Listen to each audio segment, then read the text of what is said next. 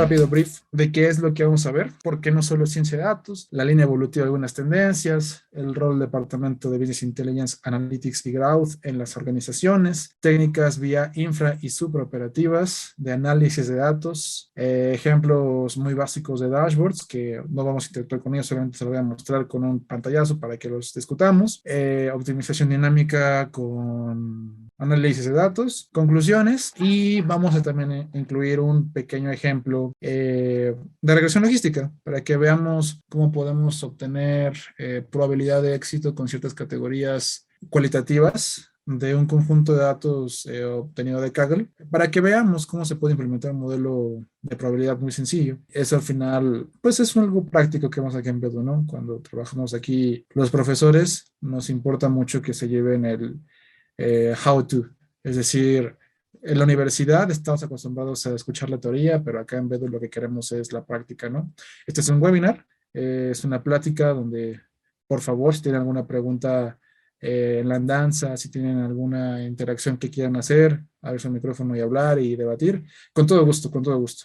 Y más aún cuando ahorita vean mi Visual Code y platiquemos un poquito rápido de qué fue lo que hace este proyecto. Entonces, vamos allá. Siempre iniciamos con una frase en nuestras clases en Bedu, y esta es David Bohm, de la totalidad y el orden implicado. El sentido común y la convención social nos hace percibir el mundo fragmentado, pero esto es falso. Confundimos el contenido de nuestro pensamiento con el mundo en sí mismo. Filosofía y física, algo muy bonito y es uno de mis autores preferidos y predilectos. Y al final de la presentación les diré por qué esto cobra sentido con el análisis estadístico. Pero vayan procesándolo y cuando veamos lo que vamos a ver a continuación, me dirán cuál es su impresión. Actualmente trabajo aquí una pequeña corrección, trabajo en Emeritus. En Emeritus trabajo como especialista de inteligencia de negocios, un escalafón arriba. Este slide me hace falta actualizarla. Soy economista de profesión y científico de datos por amor y vocación. Me gusta mucho fútbol, gimnasio, etcétera. Y mi compromiso primordial es hacer competentes a mis alumnos en la industria. Y actualmente soy profesor de Ciencia de Datos, Business Intelligence, y he desarrollado diferentes materiales aquí en Bedu. El último que desarrollé fue el de Excel para análisis de datos para Santander. Vamos al siguiente paso. ¿Por qué no solo ciencia de datos? Eh, Generalmente cuando hablamos de ciencia de datos, estamos hablando de una serie de elementos que tienen una intersección, ¿vale? Básicamente es ciencias de la computación, técnicas estadísticas y matemáticas y un área de experticia. Y cuando se juntan, generan la ciencia de datos.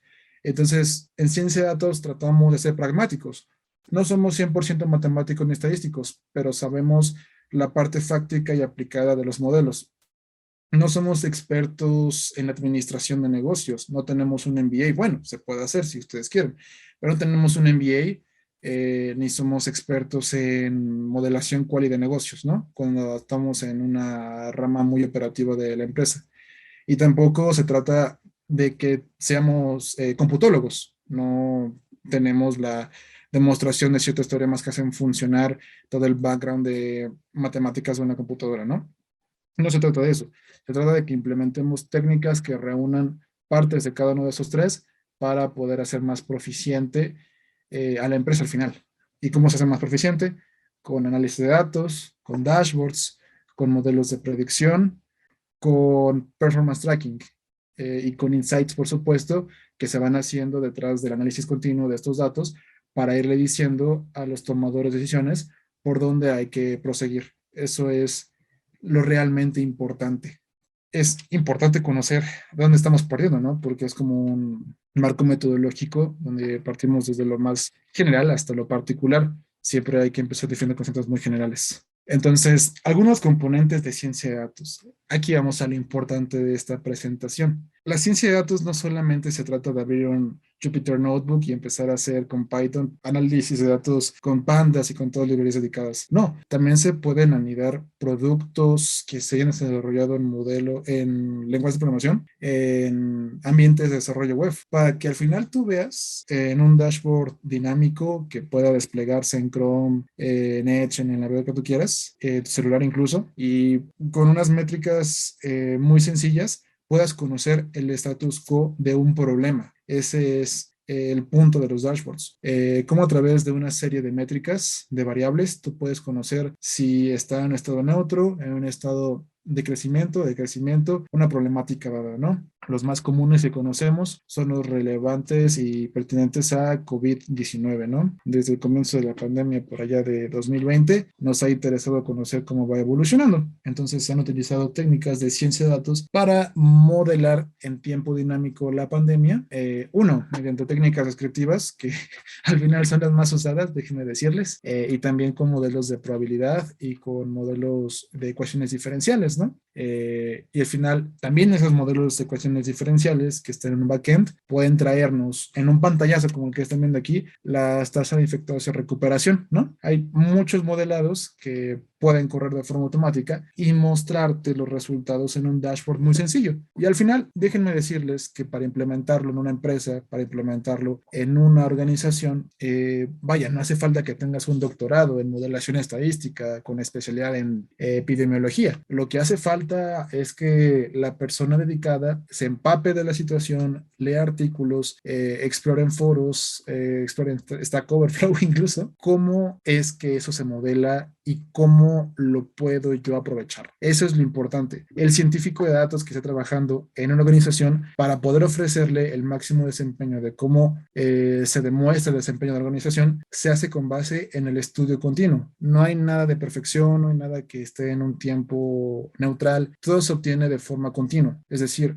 si yo quiero obtener o quiero implementar un nuevo modelo que me va a permitir hacer optimización, el departamento, la persona delegada para ese proyecto, tiene que estar en aprendizaje. Ahora las organizaciones creen más en sus recursos humanos. Es cuando más ahora se les paga cursos, más cuando se preocupa por que continúen con su desarrollo profesional y más cuando se les tiene fe en ellos. Tanto así que ahora ya no existe este modelo clásico de vas a tu trabajo 8 o 10 horas, sales media, una hora la comida, te regresas y así los 5 días de la semana inglesa, ¿no? Más bien ahora me pasa a mí. Yo en Emeritus trabajo en la modalidad de home office. Es muy bonito porque te permiten tener esta apertura contrario laboral, pero también tienes que ofrecer resultados y estar en constante aprendizaje para cumplir todos los objetivos que te pusiste para tu periodo fiscal.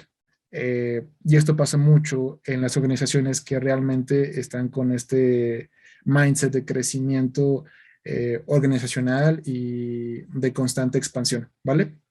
Entonces, ¿por qué digo todo este comentario incluso de desarrollo personal? Porque si tú quieres implementar una estrategia de éxito en tu organización, necesitas creer en tu personal que está trabajando con datos. Necesitas darle apertura, necesitas darle libertad, necesitas que éste explore, se equivoque, vea sus errores, los enmende y lo mejore para que el día de mañana se logre la perfección, se logre el crecimiento. Eso es lo que realmente se debe buscar en el desarrollo de tu plantilla de datos, de tu plantilla que está encargada de trabajar con datos. Voy a un siguiente ejemplo. Este es un deployment de dashboards en ambientes productivos, porque las personas que trabajan con datos, los proyectos de datos, generalmente están enfocados al sector servicios y, por ejemplo, su servidor está empleado en el sector servicios, pero hay muchas organizaciones que están en el ambiente productivo, en la industria, la industria de transformación, donde se ocupa mucho la optimización dinámica. Ellos ya saben, por supuesto, la estimación de sus recursos logísticos para poder eh, terminar la cadena productiva y terminar la cadena de comercialización. Saben a grandes rasgos cuántos insumos necesitan, el personal que requieren, las horas promedio que se necesitan para completar la tanda. Pero siempre van a surgir problemas. Siempre van a haber problemas de proveedores. Oye, el proveedor no me pudo proporcionar digamos, estamos en una fábrica de papelería, la suficiente sosacabos para producir el papel, tengo que cambiar ahora de proveedor, pero se le van los costos y una menor cantidad de insumos, no tengo tanta plantilla personal porque por COVID se enfermaron. Entonces, ¿qué es lo que pasa? Que se necesita estar revisando datos continuamente. Se necesita estar observando qué es lo que pasa con un periodo de actualización próximo, que sea incluso a veces de minutos. Es ahí donde se pueden implementar proyectos de dashboards en ambientes en la industria de transformación. Y esto es muy interesante porque aquí de por medio también se tiene que trabajar con ingenieros mecatrónicos, mecánicos, electrónicos y demás que están con sistemas embebidos para que podamos obtener datos de la maquinaria, de registros, de insumos y que estos estén conectados a bases de datos relacionales y de ahí podemos ir haciendo conteo de inventario dinámicos. Son proyectos más complejos y ahí Power BI ha hecho un muy buen trabajo en la implementación. Eh, Hasta el día de hoy es la herramienta que más poder tiene, porque muy interesante Power BI. Puede ser tan sencillo como conectar un CSV de tu Excel y hacer tus campos calculados y ya está, ¿no? Pero por otro lado, puedes irte a la parte más profunda de Power BI y conectarlo con sistemas embebidos que estén haciendo tracking en tiempo dinámico de recursos físicos que se utilizan para la producción de un bien. Eso es algo muy interesante. Y es ahí donde el papel del departamento de datos tiene un rol muy plástico, ¿vale? Ahí ya no hablamos de información intangible como en otras industrias. Ahí hablamos de información tangible, porque estoy hablando de recursos, tanto capital humano como capital técnico. Eh, Hay ciertas particularidades, pero al final la modelación suele ser muy parecida a nivel matemático, a nivel de abstracción. Pero a nivel operativo, ahí hay que entrarle mucho al negocio. Ahí hay que hablar con los operadores de la fábrica, con los operadores de la maquinaria, con las personas, con los ingenieros que están constantemente haciendo mantenimiento de los sistemas de cómputo. Y es un conocimiento de negocio muy profundo, ¿vale? Ahí es donde la teoría se rompe un poquito y hay que involucrarse más con el desarrollo más puro de lo que se está haciendo al interior de la organización. Es otro ambiente, ¿vale? Como les digo, el performance tracking tiene dos grandes ramas en el que nos enfocamos todos, que es la información intangible, información financiera, información de marketing, información de ventas, información de modelación crediticia, información de asesoría económica. Y por otro lado está este otro, que es todo un mundo que hace falta explorar mucho y que está en continuo crecimiento, que es el de cómo podemos implementar modelación de datos con producción de bienes tangibles. Es todo un reto, todo un mundo. En esta presentación me voy a enfocar más en el sector servicios, porque me ha tocado que la mayoría, si no es que casi el 95% de mis alumnos o más, además del ambiente en el que estoy, pues es sector servicios. Tomando esta probabilidad de que el 95 fuera sector servicios, pues lo imprimí en esta presentación, pero solo en una diapositiva quiero que tengan claro que está muy presente, es muy importante y es clave para que Bimbo, para que FEMSA, para que todas las empresas que se encargan de la producción de bienes tangibles puedan hacer optimización dinámica sobre el rodaje de su producción. Ahora bien, está otro punto, ¿vale? Este es muy general, pero lo podemos aterrizar a cómo es que las organizaciones pueden hacer performance tracking. Y este se hace con biosensores. Esto es una fuente de datos no convencional, ¿vale? Hay fuentes muy convencionales, como hacer un conector, una API, entre un sitio de internet que nos abastece de información como es Salesforce, que es lo más usado por las empresas de hoy en día para hacer marketing y para hacer ventas digitales. Bedu lo usa, la competencia de Bedu lo usa y todas las empresas que están en el sector servicios, educación en todo el mundo lo usan. También lo utilizan empresas financieras y demás. O sea, Salesforce es hoy por hoy una de las herramientas más utilizadas para desarrollar ventas y técnicas de marketing. Y, por ejemplo, cuando conectas Salesforce mediante una API a tu data lake que va a contener a tu base de datos, hay ciertas metodologías y ciertas reglas de negocio para implementar esa conexión. Es mucho más estudiado, mucho más relax, mucho más tranqui hacerlo, que si te vas a implementar una fuente no convencional como lo es un biosensor, que es un smartwatch. Recordemos que hoy en día los smartwatch tienen ya detección de pulso, pueden andar checando a una persona cuántos pasos y kilómetros dio en un día. Eh, no estoy seguro, pero por ahí había escuchado la hipótesis de que existe algunos que ya tienen este, para glucosa, se me hace muy avanzado, pero escucho esa hipótesis. Eso sí, ahí hay con oxímetro, el que yo tengo tiene oxímetro. Entonces, hay organizaciones que se dedican justamente a analizar esos datos. O sea, ya no estamos hablando de algo que esté siglos en el futuro, ya es algo que está pasando. Por ejemplo, les pongo un ejemplo muy tangible. En 2018, Apple liberó la aplicación de el iWatch, que justamente estaba haciendo tracking de tu ritmo cardíaco y cómo iban las pulsaciones por minuto y demás, ¿no? Eh, Esa aplicación se encarga de analizar de forma automática esos datos, se pueden enviar informes y demás. De hecho, recientemente se acaba de liberar para Latinoamérica, es muy reciente. Y no es lo mismo que analicemos datos de estos biosensores que los analicemos de Salesforce, ¿no?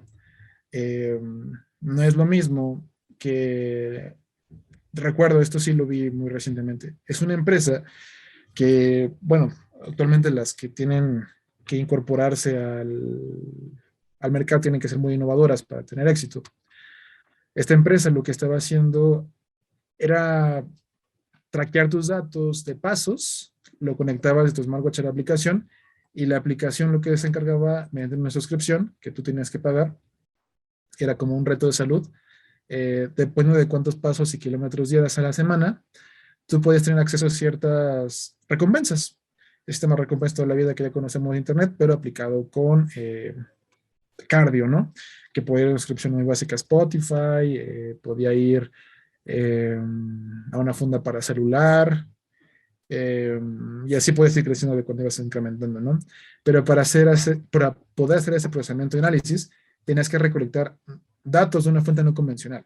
Y eso es algo un tanto más complejo porque requiere el uso de sensores biométricos que, vaya, son muy complejos electrónicamente y que tienen nanotecnología muy avanzada, pero que al final los datos que arrojan son paramétricos, actúan como una estadística paramétrica porque muchos de ellos se comportan literalmente normalmente, están dentro de una distribución gaussiana la mayoría de las veces.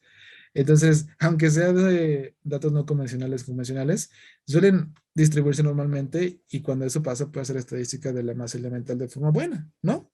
Tanto es de forma no convencional como convencional, se puede hacer estadística. Eso es lo que nos interesa al final y donde vamos a hacer el performance tracking que nos interesa para que la empresa pueda, o uno, realizar sus operaciones, o dos, pues básicamente haga una comparación de presente versus pasado y haga proyecciones hacia el futuro.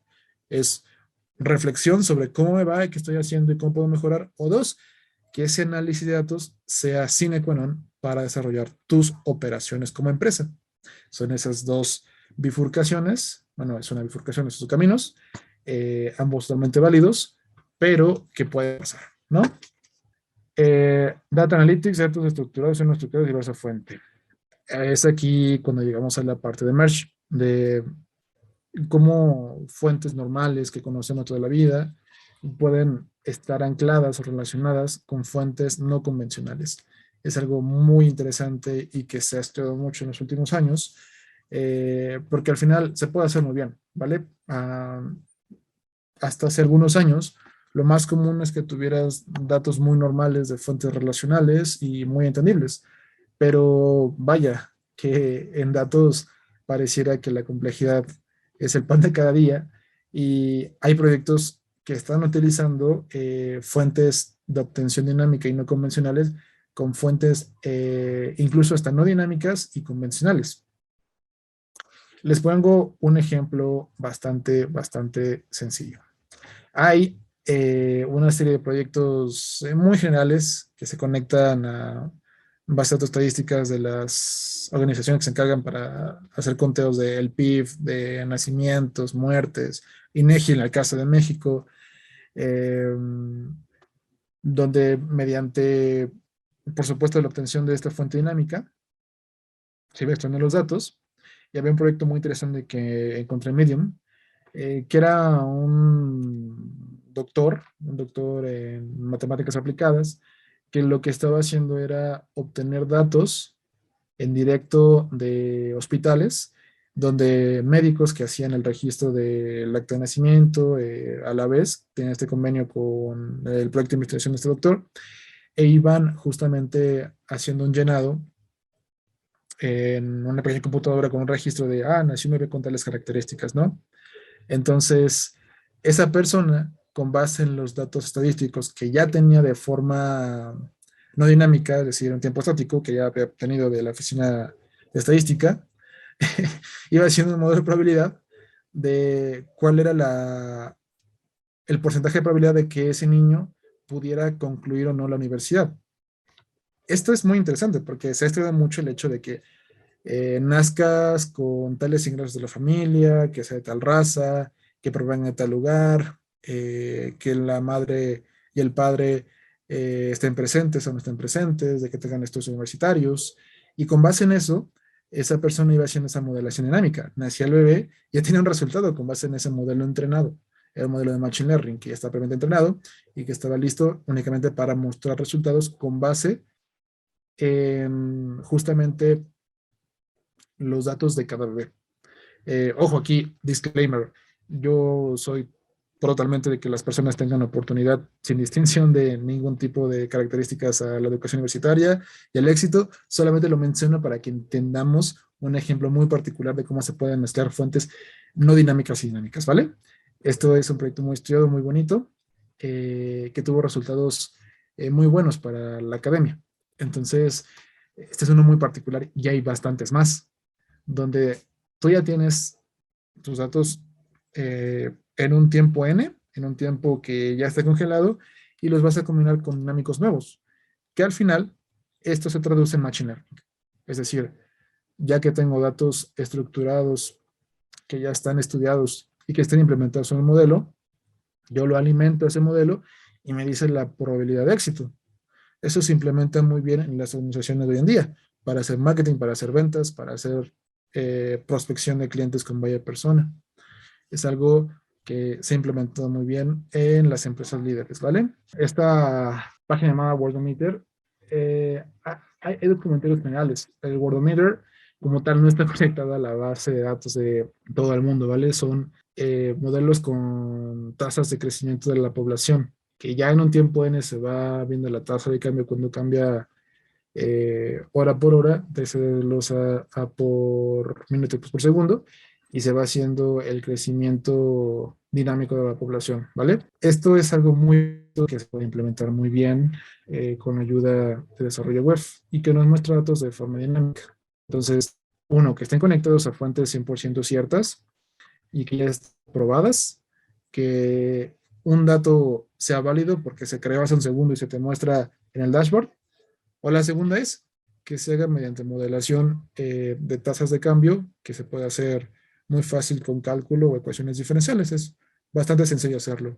Ojo, para que tú puedas hacer una publicación, ya en el mundo académico, cuando quieres doctorarte y demás, ya se requiere que los modelos no rompan la presunción de Gauss-Markov, de linealidad de parámetros, heterostaticidad y demás de los parámetros de su modelo.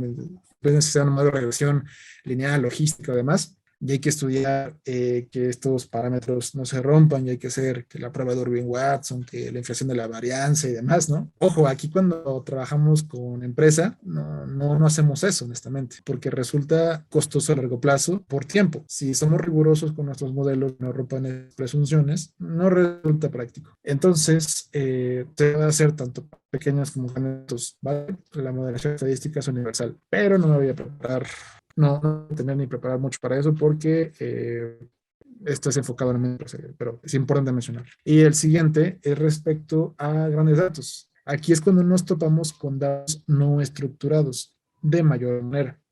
También podemos toparnos con datos estructurados con el caso de Big Data. Y simplemente, aquí una cuestión muy rápida. Hablamos de Big Data cuando los datos no caben en tu computadora, ¿vale? Cuando no caben en tu computadora empezamos a hablar de Big Data, porque aunque pesen 15, 30, 50, 100 gigas, eso no es Big Data, o sea, es un conjunto de datos pesado y que tu computadora seguramente va a tardar en procesarlo algunas horas.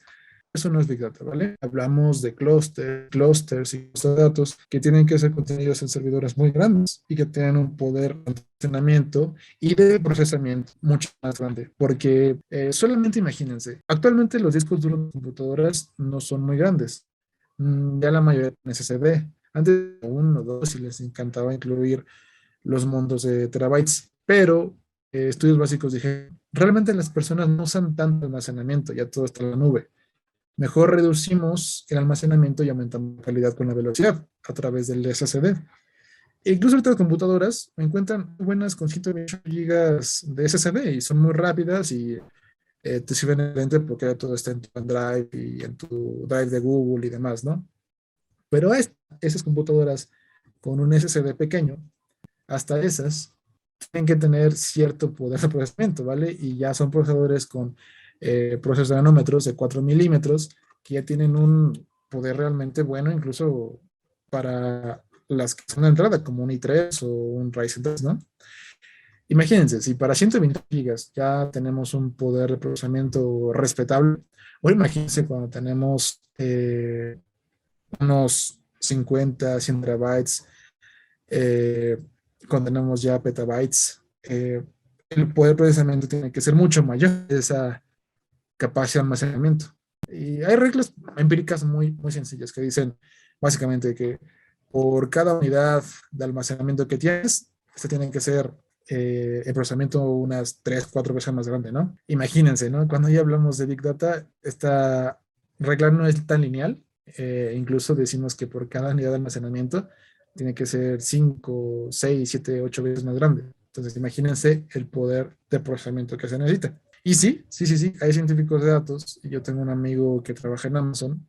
No hemos hablado mucho, pero cuando empezamos a hablar, bueno, no sé si sigue ahí, pero cuando empezamos a hablar que está empezando a aprender ahí todas las prácticas, pues me comentaba que su rol era justamente basado en, mediante Linux, analizar muchísima información. Y él, mediante su computadora, se conectaba a una serie de clusters de Hadoop a otro servidor en Amazon Web Services, porque como ustedes saben, AWS junto con Azure son de las mejores proveedores de servicios de almacenamiento, procesamiento de datos hoy en día. Entonces conectaba a su computadora en casita, a grandes rasgos, daba órdenes de su computadora hacia los clústeres para que procesaran la información y voilà, le mostraba en pantalla las gráficas y las tablas de información muy resumidas que se pueden exportar al Excel y darle formato bonito. Pero para ser estadísticos tenía que procesar muchísima información. Y por ejemplo, yo no trabajo actualmente con Big Data. Sí son datos muy grandes, pero no es Big Data. Eh, por ejemplo, yo trabajar con esos datos y yo hago un query, eh, no infructífero, más bien difícil de procesar. Y lo corro, por ejemplo, con left joins anidados de forma incorrecta o que no agrupaciones para campos calculados que se necesitan. Tarda muchos minutos, 2, 3, 4, 5, 10 minutos, incluso después de 10, y la ejecución del script se parte, ya no te corre. Imagínense, si yo con unos cuantos gigas de información tengo este problema, imagínense con las personas que procesan terabytes de información. Y esto desde el punto de vista de ciencia de datos, porque en ciencia de datos nos interesa la información. Ahora bien, si trabajaran en el campo de ingeniería de datos enfocado a eh, estructuramiento y procesamiento de datos para mantener un sitio web eh, que requiera procesar muchísima información. Por ejemplo, digamos que ustedes son el manager de cuentas de OneDrive para todo México existe en administrar y optimizar dónde se está guardando los petabytes y petabytes de base de datos de las personas que utilizamos el servicio de Microsoft aquí en México, y que tengas que decidir si es la información del centro de datos que está guardado en la costa de Argentina, o si lo guardas en la India, o si lo dejas en Singapur. Eso pasa, ¿eh? O sea, también cuando trabajamos con datos, están esos de envergadura muy grande, y son decisiones que tienen que tomarse, ¿no? Es otro aspecto de la ciencia de datos. Aquí me regreso. Esto todo es muy bonito, es muy completo, es algo que incluye muchas cosas. Hablamos, uno, de la implementación con sistemas productivos. Dos, hablamos de información estadística basada en epidemiología, como de lo es COVID-19. Y tres, ahora estamos hablando de Big Data, ¿vale? Eso es lo bonito de ciencia de datos, que no importa la organización sobre la cual te vayas a situar, siempre va a existir una necesidad de información muy grande como lo es Big Data, o muy elemental como lo puede ser estadística descriptiva. Aquí lo que he aprendido con los años de experiencia es, no importa tanto qué tan impresionante suene lo que uses. Utilizo con Hadoop de Apache System para hacer cosas muy complejas. Utilizo Excel, conecto a un dashboard muy sencillo de Power BI y solamente me requiere. No importa. Lo que importa es que y que tu organización es eso para que pueda hacer más dinero, para que pueda crecer. Eso es lo importante. Así que con los pasos de los años te quitas esos moños y te das cuenta que le importa. Y para ese crecimiento, si lo logras con Paint, bueno, está bien, o sea, es una broma, ¿no? Pero si lo logras con, pues también, qué bueno. O sea, está bien de cualquier forma que la logres, pero que lo hagas de una forma documentada, bien hecha, y que a tu empresa le pueda servir. Eso es lo importante, ese es el punto de las cosas. Y, bueno, faltó un pequeño subtema respecto a Big Data, los datos estructurados. Ahí es cuando empezamos a guardar en nuestro servidor los datos de forma relacional. ¿Qué es lo que pasa con las bases de datos relacionales? Que mediante un primary key relacionamos las columnas, ¿no? Y a partir de ahí hacemos nuestro points y tenemos una tabla final que tiene todo lo que queremos. Vale, perfecto. Todo está muy documentado, no es fácil de hacer, pero es entendible. Hay una lógica que tiene, a veces más profunda y difícil de entender, pero que está presente. Pero ¿qué pasa? Que a veces tú solamente necesitas apilar y apilar y apilar y apilar y apilar la información sin llaves relacionales que te permiten entender cuál es la relación entre la información que va llegando y dónde se almacena. Eso es lo que pasa con NoSQL. Hay dos grandes eh, tipos de base de datos. Está la estructura SQL y está la estructura NoSQL. De ahí partimos con subestructuras, pero en SQL es básicamente haces un select con las variables que necesitas, from la base de datos que vayas a importar, con tu word de condiciones, con tu order o demás. Puedes revisarlo con joins o con procedures y ya está. Pero por la otra parte, NoSQL no es tan directo. Esas fuentes de datos no relacionales involucran,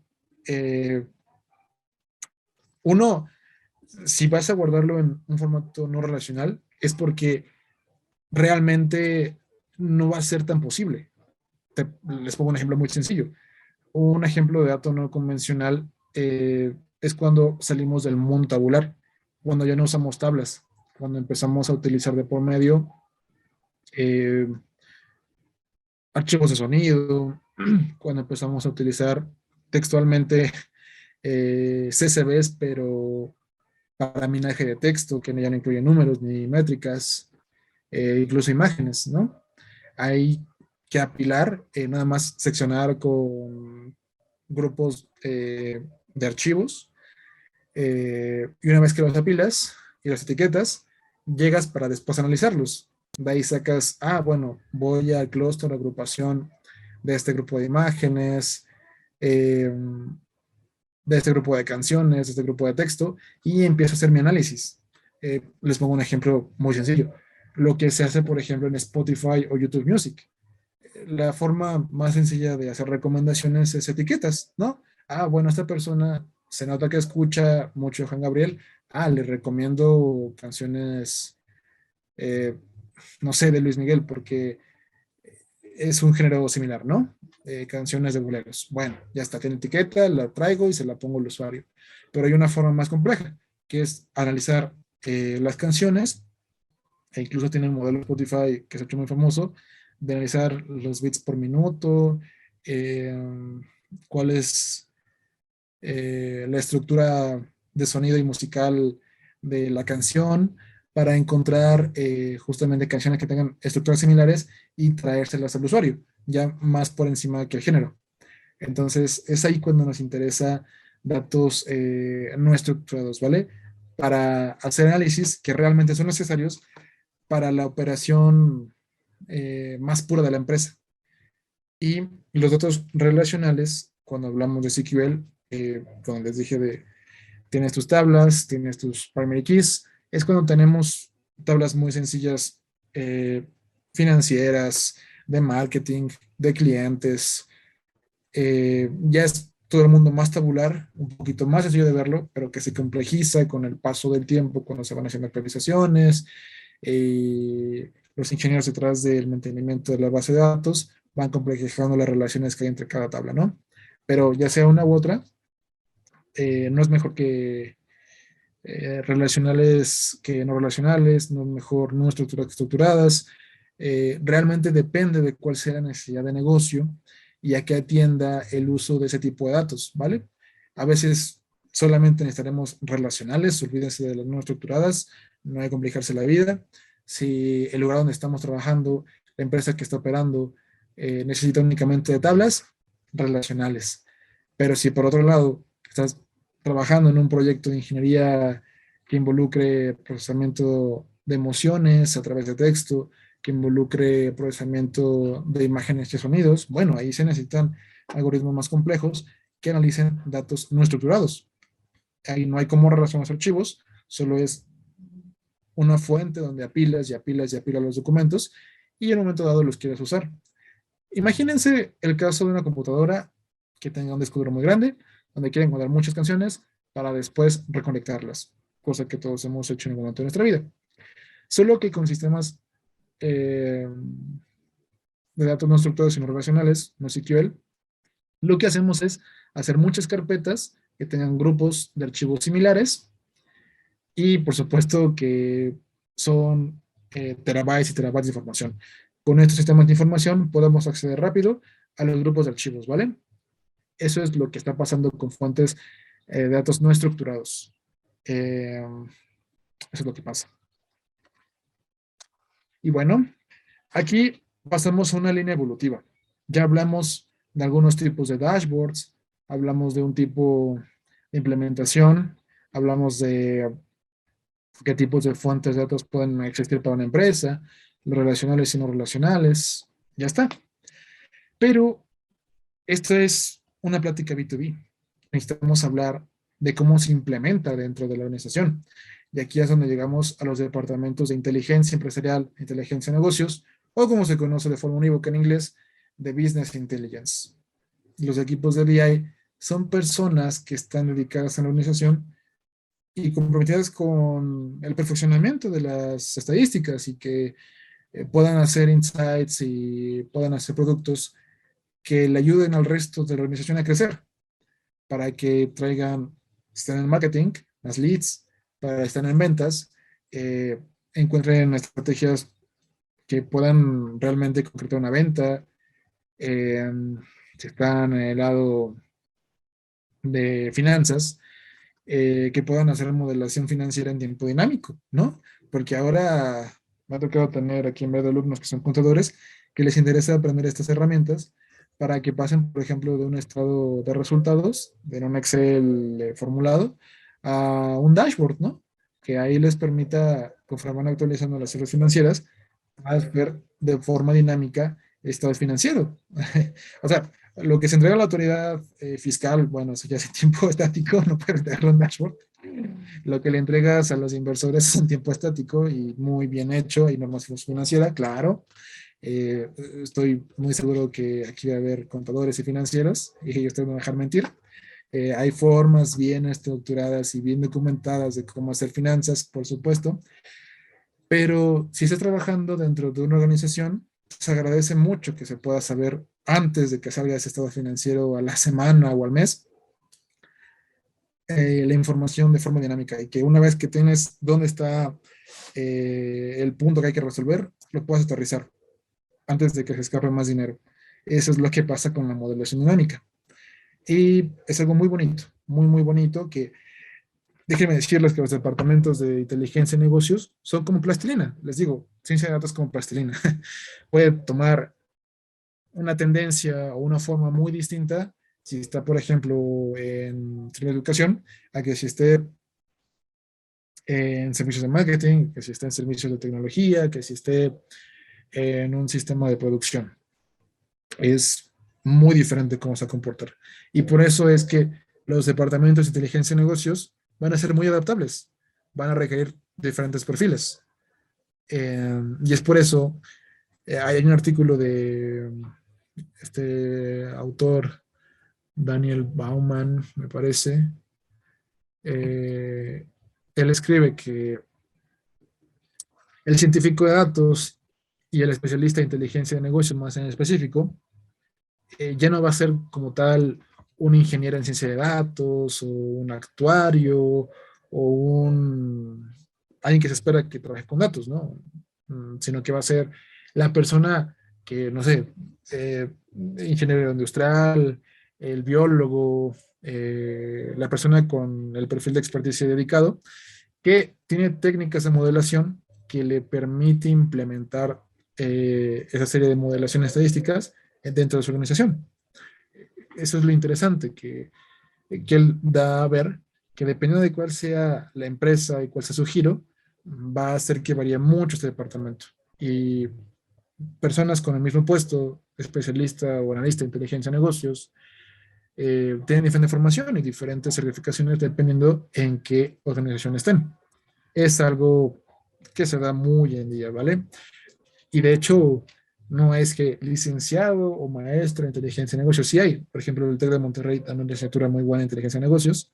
Incluso me gustó cursarla en vez de economía, pero vaya, no se espera que la persona que esté en inteligencia de negocios tenga ese perfil, sino que sea uno transdisciplinario, pero con herramientas dedicadas para análisis de datos y modelación empresarial. Y aquí viene algo muy importante, que es el concepto de ventaja comparativa. Y es que cuando trabajamos con datos, lo que queremos es apalancar a nuestra empresa frente a su competencia. Eso es lo realmente importante. O sea, cómo yo puedo ofrecerle un costo menor, un beneficio mayor, un producto mejor, francamente, para que mi cliente se vaya conmigo a la competencia. Y de hecho, eh, este fundador de Walmart, su nombre, una frase que dice palabras más, palabras menos. Eh, un cliente perdido es una persona que fue vencida por la competencia. Y es cierto, si tiene la ventaja comparativa, más la va a tener. Realmente este mundo competitivo es realmente un poco eh, injusto en cierta manera, pero es lo que hay. Y en el mundo empresarial, así es, que ponerte un paso delante de la competencia, se van a robar a tu clientela. Y es ahí donde entran los elementos de inteligencia de negocios. Antes de que llegue el hecatombe, por favor, vamos a ver qué podemos hacer. Hay que hacer tanto mirar hacia adelante, mirar para hacia atrás, viendo qué pasos podemos implementar para reducir costos, para tener más clientes y para mejorar las operaciones. De esta forma podemos prever una situación como la que está pasando en Netflix, ¿no? No voy a decir que fue un error de su departamento de inteligencia de negocios, no voy a decir que fue algo a la organización, a veces eh, la vida es un cisne negro y pueden pasar cosas aleatorias, me queda claro, Pero es probable que si hubieran tenido un departamento de negocios que hubiera observado tendencias dentro de sus operaciones, que hubieran visto hacia afuera con un benchmarking de la competencia, se hubieran anticipado al crecimiento que iba a tener, por ejemplo, Disney Plus, HBO y toda su competencia y que le robó justamente share de mercado. Es algo muy cierto, ¿vale? Para anticipar ese tipo de pérdidas en el futuro, hay que anclar una ventaja comparativa. Bueno, la imagen es de David Ricardo, un economista que introdujo hace muchos años esa idea. Y ahora bien, ¿qué empresas pueden esperar aplicar metodología de intelligence? Realmente la pregunta sería en otro sentido, ¿qué empresas cometerían el error de no aplicarla? Hoy en día ya no existe el líder de mercado que no tenga departamento de datos, ni inteligencia de negocios. La verdad es que ya no. Más bien ahora es cómo voy a hacer que mi equipo de datos y mi equipo de BI sea más proficiente y realmente anticipe estos terremotos de mercado, anticipe tendencias y pueda consolidar a mi organización, ¿no? Eso es lo importante, es decir, ¿qué voy a hacer para que el departamento de datos tenga éxito en decirme, yo organización, qué tengo que hacer? Voy a hablar de algunos ejemplos de estrategias, tanto para encontrar nichos de mercado como para aterrizar modelos de negocio, como implementaciones ya perfeccionadas. Uno, el Story. Story está dentro de un grupo de financieras que les interesa ofrecer servicios de crédito para personas que tienen regularmente una calificación crediticia baja en buro de crédito. Ustedes siempre quieren ser con tarjeta de crédito, la financiera o el banco les va a solicitar la aprobación para que chequen buró. Una vez que tienen su información crediticia y su calificación, pues le dicen si su producto financiero fue no aprobado o aprobado. En el caso de Story y de muchas financieras que están dentro de las fintech, pues ya no les interesa conocer esa calificación y utilizan modelos de riesgo muy aventados eh, para poder ir y aterrizar a estos clientes, que son un nicho de mercado muy importante. Y de hecho, ustedes saben, la población mexicana ha sido muy castigada en cuanto a ingresos desde la pandemia, incluso desde antes ya lo estaba. Y por supuesto, cuando tienes ingresos bajos, la probabilidad de pago siempre disminuye y es menor. Así que, ¿qué es lo que han hecho estas empresas? Apalancarse de muchos recursos. Por ejemplo, Nubank recibió directamente recursos de los fondos de inversión de Warren Buffett. Y Warren Buffett suele ser una persona, bueno, suele tener fondos de inversión administrados que difícilmente sueltan dinero, ¿no? Y cuando realmente lo hacen es porque el proyecto empresarial tiene forma y fondo. En el caso de Story, no estoy enterado de cuál es su fuente de financiamiento, pero ha tenido mucho apalancamiento, eso sí estoy consciente. Y más aún con técnicas arriesgadas para dedicarse a este nicho de mercado. Entonces, uno es crear nueva demanda. Es decir, ya no es tanto crear una ventaja comparativa, ya estás consolidado, eres una empresa ya consolidada. Hay un caso en el que te estás haciendo un hueco en el mercado, estás creciendo y necesitas crearte nuevos clientes. Entonces, ahí es una oportunidad. ¿Y cómo se hace? Uno, bajes un MVP con datos que tienes de la industria a la cual te quieras meter y con base en eso haces estados no dinámicos para decir a tus inversores, bueno, lo que se proyecta obtener de ganancia es esto, que a veces no es tan creíble porque como no es con datos reales, bueno, no es que no sean reales, sino que no sean de tu operación, es difícil de que te lo aprueben. Pero en cambio, si eso lo haces ya cuando tuviste un año, 2 años de operación y quieres apalancarte, ahí es cuando ya empiezan a llevar la inversión, ¿no? Pero de una u otra forma, el análisis e inteligencia de negocios es primordial para permitirle a la organización ser creíble ante terceros para inversión y dos, para empezar a crecer las operaciones. Esa es una. Y dentro de crear nueva demanda está la de expansión hacia nuevos mercados. Es decir, ya soy una empresa dedicada, ya empecé a hacer un unicorn. Ahora lo que necesito es hacerme de un nuevo mercado. El caso de Kavak. Bueno, Kavak ha tenido ciertas polémicas por su modelo de negocios y demás, pero lo que sí debo reconocer de forma objetiva es que ha logrado consolidarse y exponerse de forma muy buena, ¿no? Y incluso el año pasado se expandió a Brasil. Y eso justamente, por supuesto que es análisis de datos, sí, pero ya de forma más aterrizada como se hizo, pues haciendo análisis de mercado, ¿vale? Viendo cuáles eran las oportunidades potenciales, la inversión que va a desarrollar allá en aquel país, costos de traslado, análisis de concentración de mercado, y todo eso se tiene que hacer basándose en datos que se van a convertir en información financiera que se le va a presentar a inversores. Porque lo que pasa con expansión de operaciones es que regularmente la empresa va a pedir préstamos o va a pedir inversores. Y la mejor es inversor, porque si pides un préstamo, te tienes una tasa de interés que si no la pagas, el interés compuesto termina por hacerte el regalo, ¿no? Entonces, lo que se suele realizar con este tipo de organizaciones que van creciendo es buscar inversión. Y para hacer eso, tienen que haber datos muy bien hechos y información financiera muy bien hecha para que sea creíble y escalable. La segunda, retención del cliente o usuario. Les pongo uno que está aquí en pantalla. Por ejemplo, su servidor es cliente Santander. Cuando tú en la aplicación de Santander le das en mis ofertas, te da la opción de expansión de línea de crédito, te ofrecen seguros, te ofrecen pasar saldo de una tarjeta de un tercer banco al tuyo, entre otros servicios que te ofrecen, pero todo es nuevo. Es decir, son cosas que no tienes en tu abanico de servicios con Santander. ¿Y eso cómo se hace? Mediante una conexión dinámica entre lo que tiene el APK y lo que está en las bases de datos Santander. Y lo que por supuesto se aprueba por personas que están observando, por ejemplo, el crecimiento de líneas de crédito y demás, ¿no? O sea, no está en automático, también esta validación. Pero a través del producto de datos, tú puedes también expandirte al interior de tus propios clientes, que tengan más confianza en ti y te piden más servicios o bienes.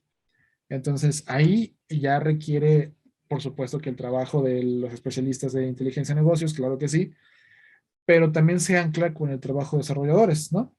Para que tú tengas esta oferta automatizada, se requiere un trabajo muy cañón, muy pesado de los programadores del desarrollo de la página web y, por supuesto, de la aplicación móvil. Les pongo un ejemplo. Yo conozco a un desarrollador de Platzi, de iOS, y su aplicación de iOS tiene un equipo grande, o sea, para una sola aplicación de iOS tiene un equipo grande. Hay otro equipo de Android, ¿vale? Es algo muy interesante que pasa en Platzi, que está un equipo de Android, un equipo de iOS, es más criticado a esta persona, y tú dices, pero eso es una aplicación. Hay empresas que literalmente hay una empresa, hay una persona dedicada para la aplicación de Android y una aplicación para iOS, pero eso creo que es incorrecto. Los famosos full stack que creo yo no existen. Eh, entonces, bueno, eh, más que esa nota técnica, lo importante que quiero que se lleven con este slide es que para hacer esta oferta que convenza al cliente que ya tienen de que aumenta su operación, requiere de un equipo complejo y transdisciplinario. Está, por supuesto, el que hace la estadística, el que analiza y da el banderazo verde, como que el que implementa la solución tecnológica para que pueda verse una pantalla y la persona literalmente con un sí acepto ya tenga pues su línea de crédito aumentada o literalmente se vaya por un crédito hipotecario o un crédito para pyme, etcétera, ¿no? Suena muy fácil te llega la aplicación, pero créanme que hay un trabajo muy complejo de por medio. Pero cuando se da, eso quiere decir que la empresa ya no necesita hacer marketing. Es decir, hay empresas que hacen remarketing dentro de sus propios clientes para volverlas a convencer de volver a comprar. Pero tú cuando logras eso, cuando logras convencer a tu propio cliente con tu propio producto, yo creo que es como tienes una pareja y la enamoras sobre la marcha, la enamoras más con los años, es algo hermoso, ¿no? Y esto mismo pasa con las organizaciones. Cuando enamoras a tu propio cliente con tu propio servicio, caray, eso es una obra de arte. Pero eso se logra, como les digo, con mucho trabajo, con mucha dedicación y con equipos transdisciplinarios. Y saneamiento de operaciones. Es que no todo es éxito, no todo es éxito. Hoy hay mucha reestructura de empresas. Facebook, cuando empezó a caer en la bolsa, está pensando en reestructurar su plantilla laboral. Netflix ya autorizó el despido de 150 empleados. Eh, Recuérdense que lo que dice la escuela schumpeteriana es la destrucción creativa, que para que podamos ver avance tecnológico y crecimiento en la sociedad, necesitamos que las empresas que no están adaptándose se destruyan o se disminuyan, ¿no? Y es ahí donde las empresas pueden resistir esa destrucción creativa. Pueden resistirla al unirse a ella, ¿no? Para que cambien totalmente su estructura, sus operaciones, para adaptarse a la nueva realidad que tienen enfrente de ellos. Y es aquí donde vemos la reestructura, por ejemplo, financiera, ¿no? Acuérdense lo que pasó en 2020. Lo que pasa con la industria de la aviación comercial es que no tiene tanto revenue. Tú cuando compras un boleto de avión, la tarifa de impuesto de aeropuerto es muy alta. Realmente a veces puede ser hasta la mayoría de tu ticket. Entonces las aerolíneas, tienen que a veces apostarle a vuelos grandes y que se llenen para a veces convertir el revenue. ¿Y qué pasó con la pandemia? Pues bueno, hay costos fijos muy, muy, muy grandes que costear. De hecho, muchas de las empresas, sus aviones son de factoraje, los tienen rentados, porque un avión es muy caro, cuesta millones. ¿Qué es lo que pasó? Que muchas de estas aerolíneas tuvieron que caer bajo el 11 Chapter de la Ley de Bancarrota de Estados Unidos, se me olvidó ahorita el capítulo, pero tuvieron que reestructurarse para resistir. Y es ahí donde también los equipos de inteligencia de negocio entran, ¿vale? Es aquí donde también se tiene que hacer inteligencia de operaciones para encontrar propuestas que realmente convenzan a los inversores de continuar en el barco. Es otra forma, ya sea con estructuración financiera o sea con reinvención de la operación al interior de la organización. De una u otra forma, también se utilizan técnicas de BI para hacer esto. Técnicas muy especializadas que son muy diferentes a las tradicionales, pero que están ahí y que van a atender al propósito de la reestructura que deseen hacer. Es otra cosa, o sea, nada más fíjense, pasamos de crear una demanda, ser muy entusiastas a un unicorn, una empresa que no hace nada, haciendo mucho dinero. Pasamos por aquella que ya está estructurada y quiere irse a un nuevo país. Pasamos por la que enamora a través de sus propias operaciones. Y ahora pasamos por la que está pasando un mal momento y necesita mucho. Y, un momento. Ya. Apagué micrófonos, ¿vale? Si alguien desea hacer uso de su mic para que no se den ruiditos, por favor, hazle manita. Y bueno, vamos a un punto importante y para que me dé tiempo de mostrarles el ejemplo muy rápido de Visual Code. El Key Performance Indicator, que es básicamente es una métrica que nos permite saber la sanidad del negocio en un momento dado y de forma muy rápida y efectiva. El KPI es un concepto muy general, Key Performance Indicator, pero va a cambiar dependiendo en qué industria estemos.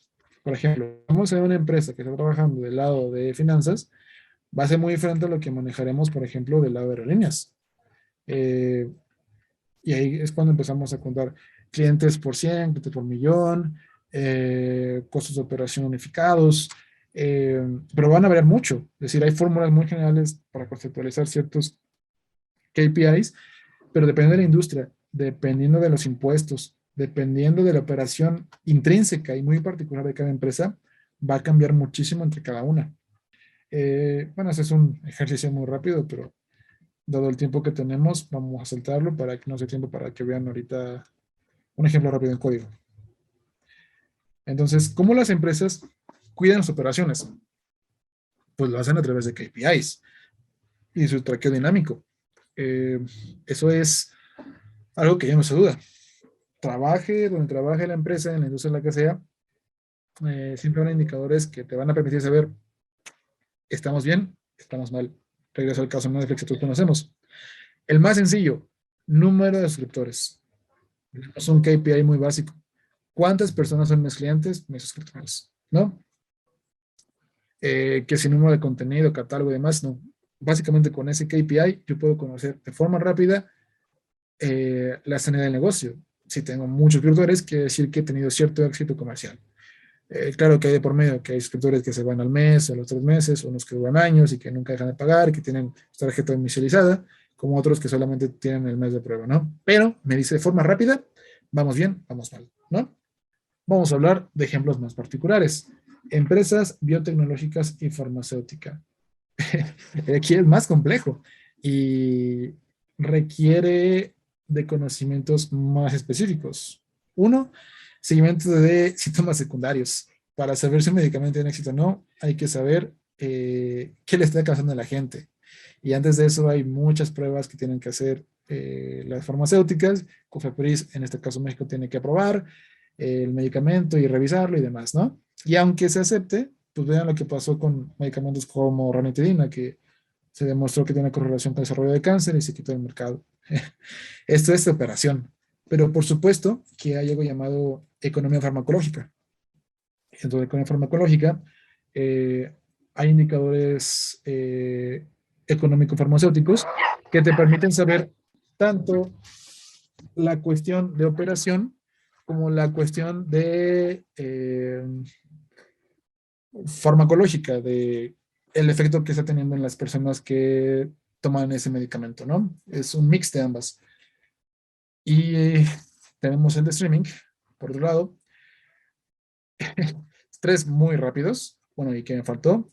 Uno que es las personas que están suscritas, el que ya platicamos. Dos, qué opina la gente de los contenidos, porque cuando trabaja con streaming es muy importante hacer escucha de redes de cuál es el sentimiento que tienen las personas. Eso es algo muy, muy importante para el streaming, porque a veces, aunque un contenido sea muy visto dentro de la plataforma, es importante saber qué opinan esas personas en redes para saber si hay que pausar esa campaña de mercadeo o hay que pausar ese contenido. Y ha pasado, ha pasado. Y, yo trabajé en mi anterior experiencia para mercadeo de Amazon Prime y era muy importante estar escuchando mediante los sentimientos qué es lo que pensaban las personas de los contenidos que ofrecía Prime, ¿no? Bueno, ahorita ya hablo de eso un poquito más abierto porque mi secreto industrial ya pasó, entonces es una experiencia laboral previa y ya puedo hablar de eso con más apertura. Yo siempre, cuando trabajo en un lugar, soy muy hermético y es por cuestión de seguridad y privacidad de la información, algo que tiene siempre hay que tener en cuenta el departamento de BI. Y tercero, benchmarking de la competencia.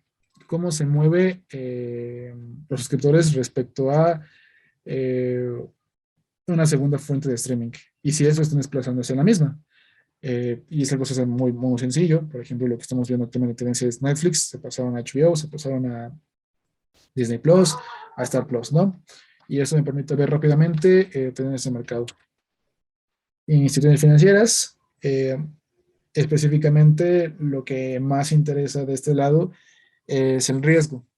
Y es aquí donde entra muchísimo la calificación crediticia.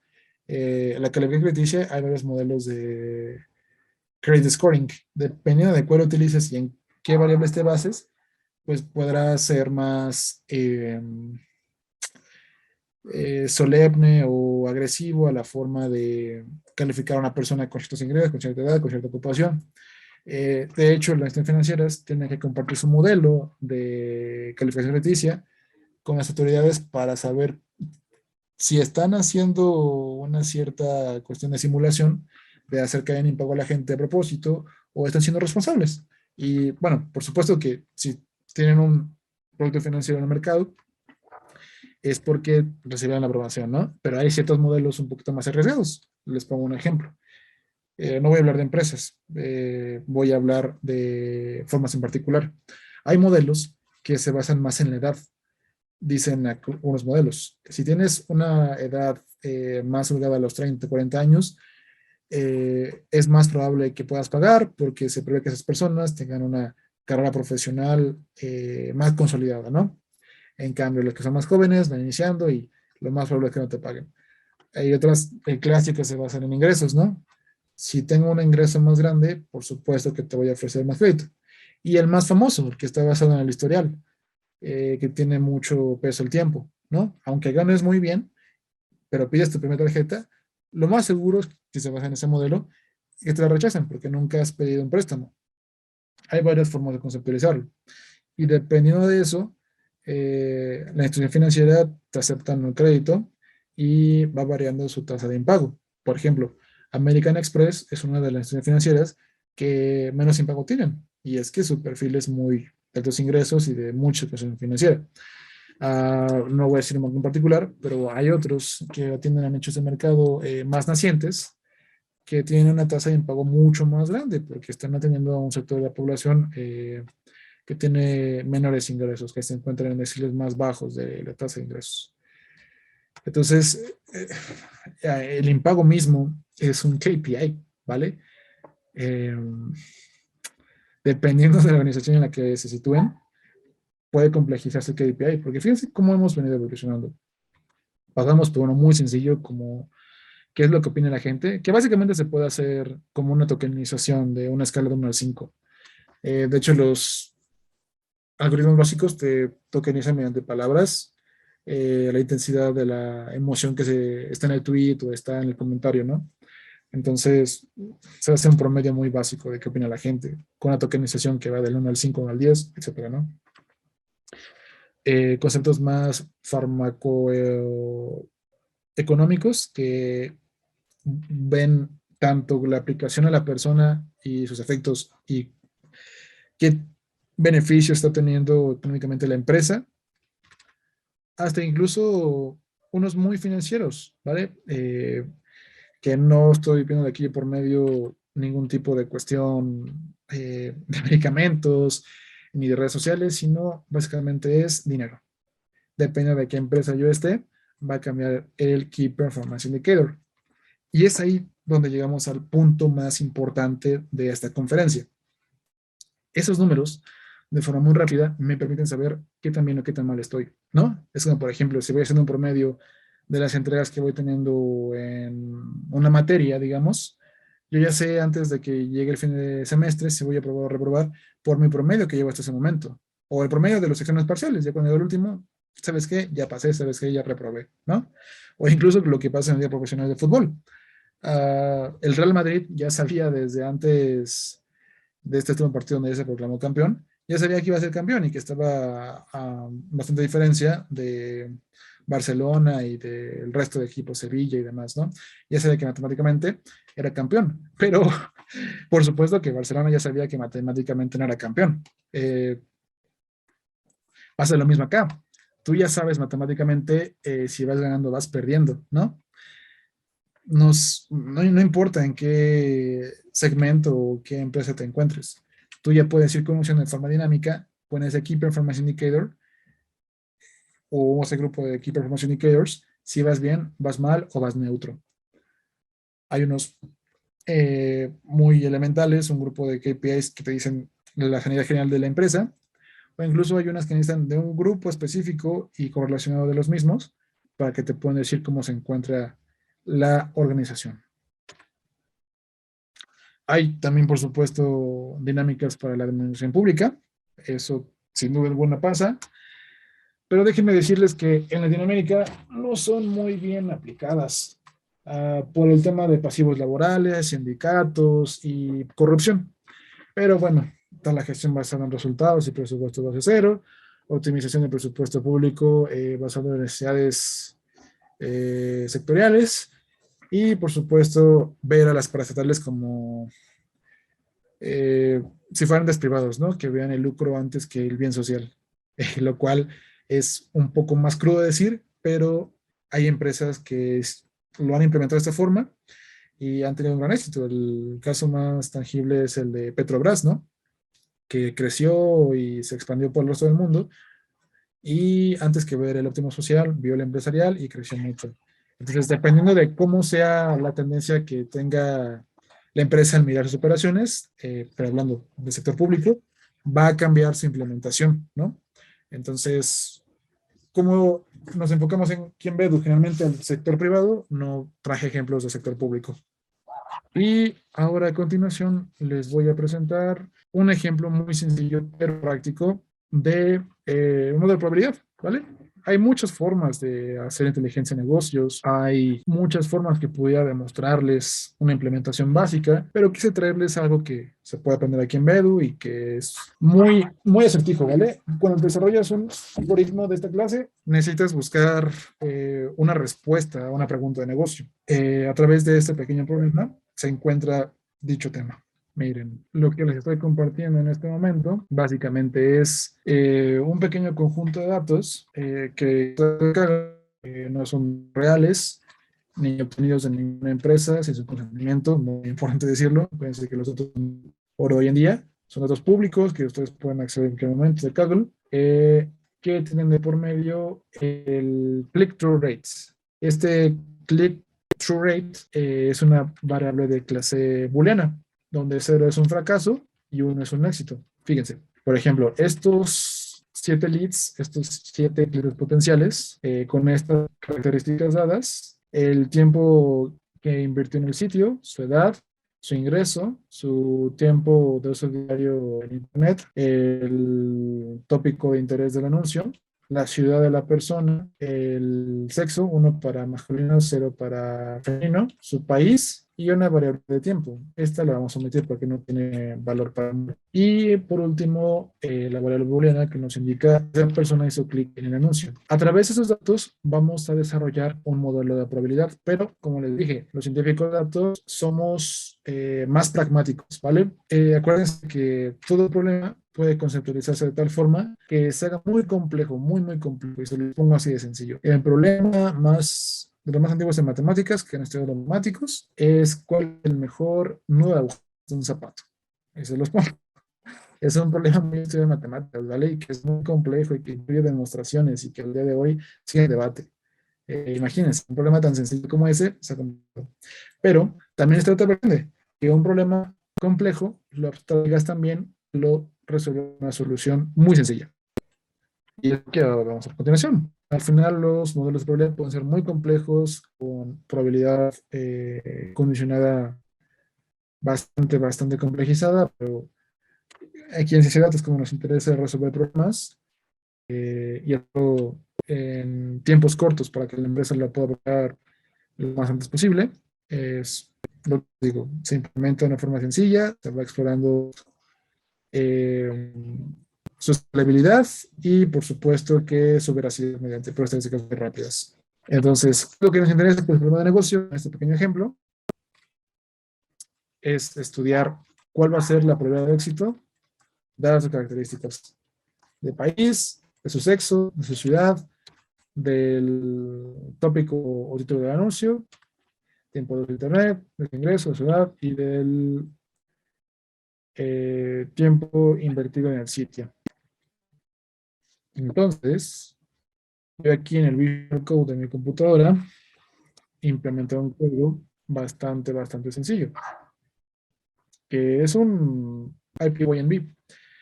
Cuando estamos haciendo análisis de datos en Python, pues hay dos formas. O sea, un script que sería .py, este, como lo haces con de clase, o utilizas un notebook que te permite documentar en formato Markdown tus notas. Vas documentando lo que vas haciendo de código y te va permitiendo poner títulos, cambiar el formato de texto, ¿no? Te permite hacer diferentes cosas que un texto muy sencillo no podrías hacer. Poner cursivas y demás.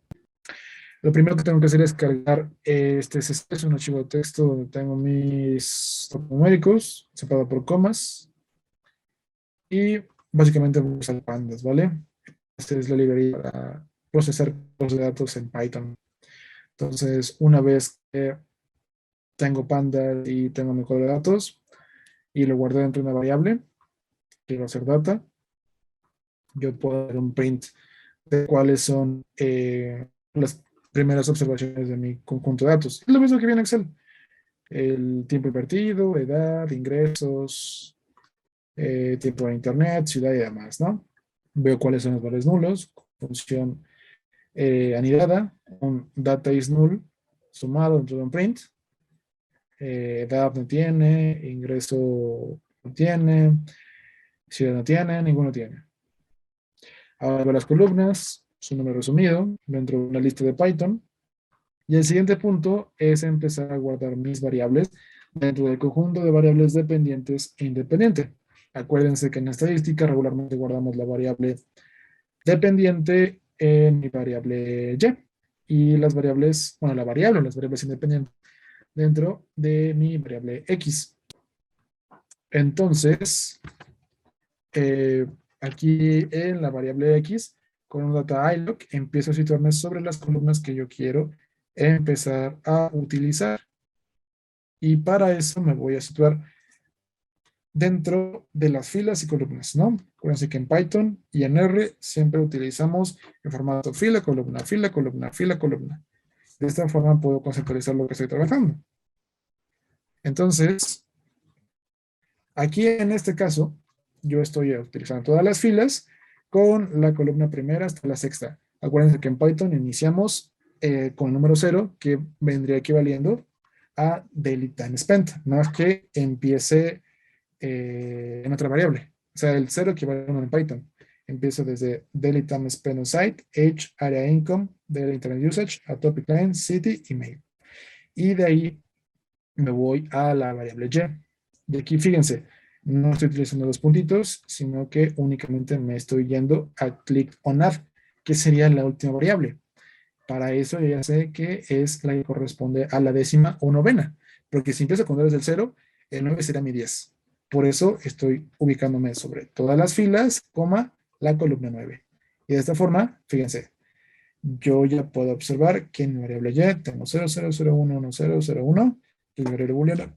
Y para el resto de variables, yo voy a tener todas las demás variables. Pero para eso puedo quitar algunas con un drop. Por ejemplo, le quito el tópico y la ciudad, porque estas variables tipo string no me ofrecen información. Ahora bien, voy a empezar a entrenar mi modelo. Fíjense cómo con las líneas de código yo puedo hacer un modelo de Machine Learning y puede ser muy útil porque si esto yo lo implementara con datos completos, aquí son solamente 995 observaciones. Si yo lo hiciera respectivamente con un conjunto completito, bueno, ahí ya puedo empezar a hacer modelación más seria. Pero esto es un entrenamiento, ¿no? Entonces está bien. Ahora con scikit-learn, yo voy a empezar a hacer mi partición de datos. Fíjense, con esta línea, yo voy a empezar a declarar xtrain, xtest, ytrain, ytest, y ahí yo voy a segmentar con un 3%, perdón, 30% para mi conjunto de prueba y de facto decirle 30% para el conjunto de prueba, le estoy diciendo que quiero 70% para entrenamiento, sin necesidad de decirle training size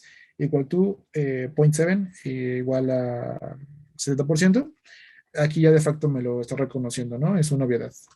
Entonces, yo al correr esto y hacer un print shape, me da la cantidad de filas, que en este caso son 300 para el entrenamiento y 300 para las de entrenamiento.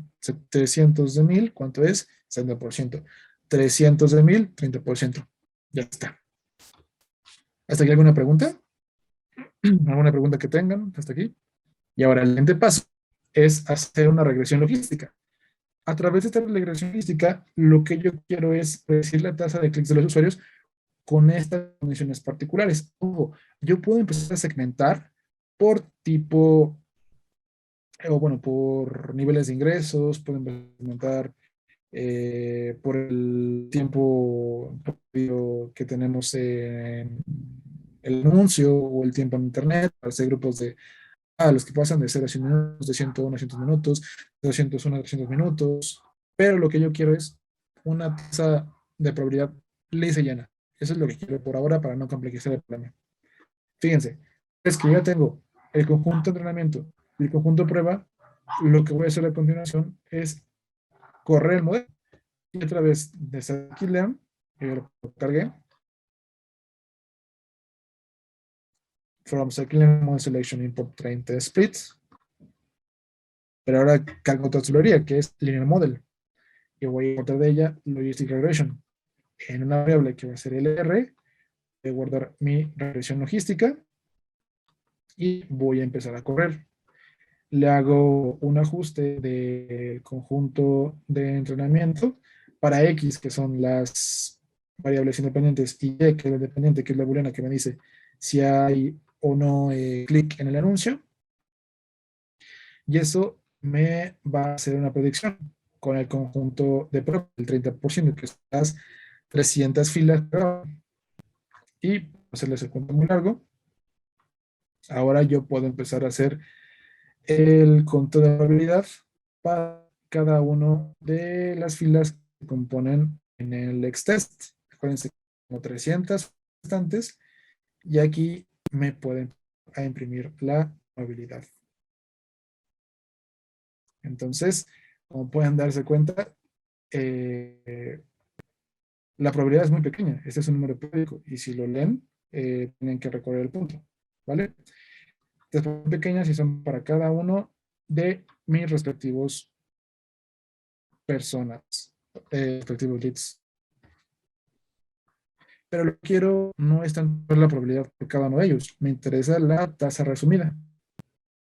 Para eso, yo puedo importar ese score, y lo voy a hacer haciéndolo con el conjunto de prueba, otra vez de las 300 filas.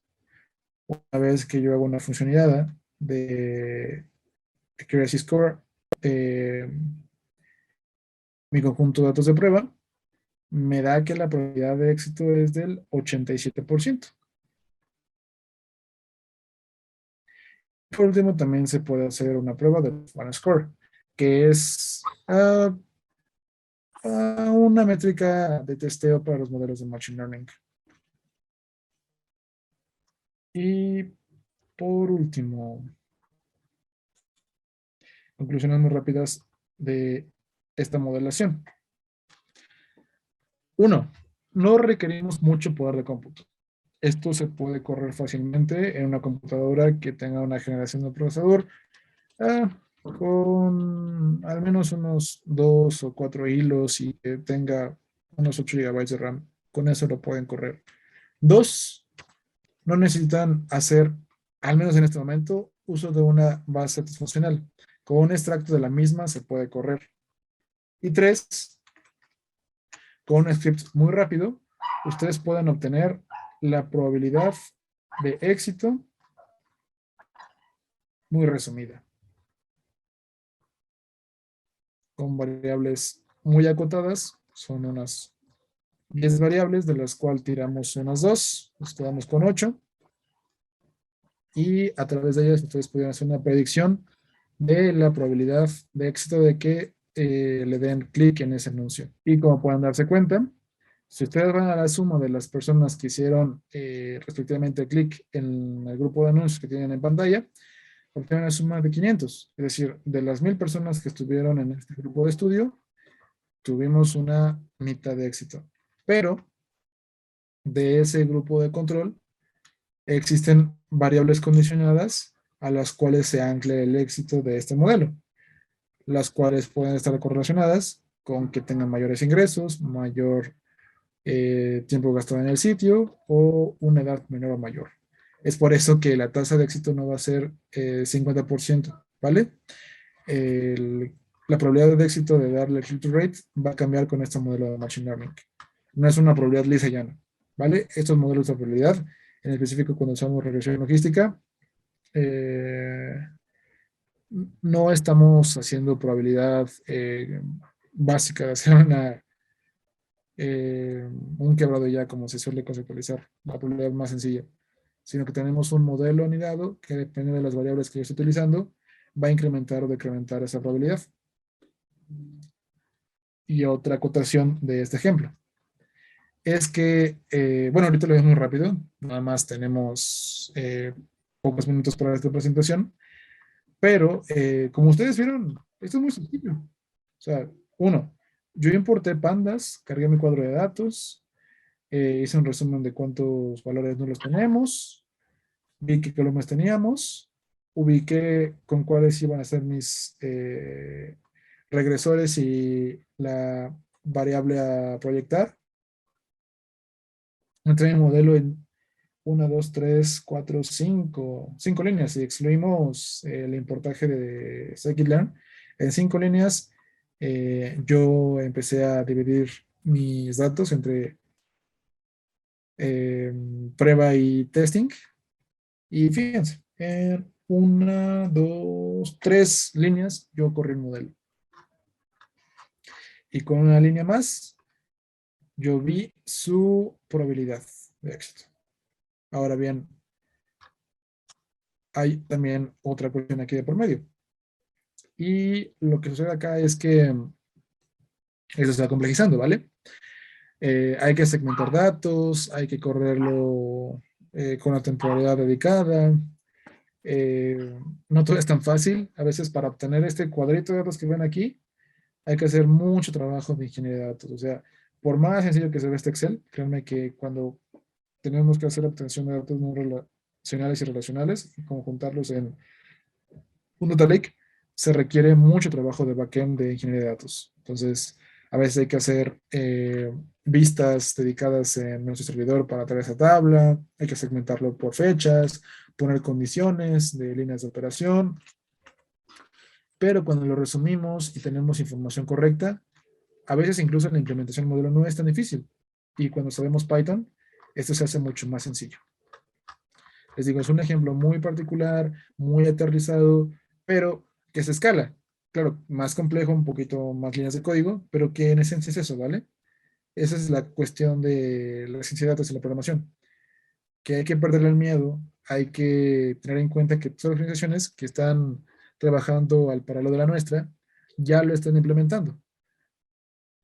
Más bien es buscar cómo es que nuestra organización o que nuestro personal realmente tenga las herramientas, los permisos y la dirección suficiente para implementar este tipo de metodologías dentro de la empresa para que podamos, como les dije, adelantarnos a la competencia o a las tendencias, ¿vale? A través de esto puedo ir viendo probabilidades de éxito con ciertas condiciones y esto no solamente se aplica para marketing. Esta regresión logística se puede utilizar para ventas, se puede utilizar para finanzas, entre otras cosas. Y se utiliza mucho para modelaje financiero, ¿no? Este es un ejemplo en particular, podemos haber traído otro, pero este conjuga muy bien el uso de un extracto de una base de datos pública y que se puede correr con un modelo de Machine Learning de Python muy sencillo, pero práctico y muy usable.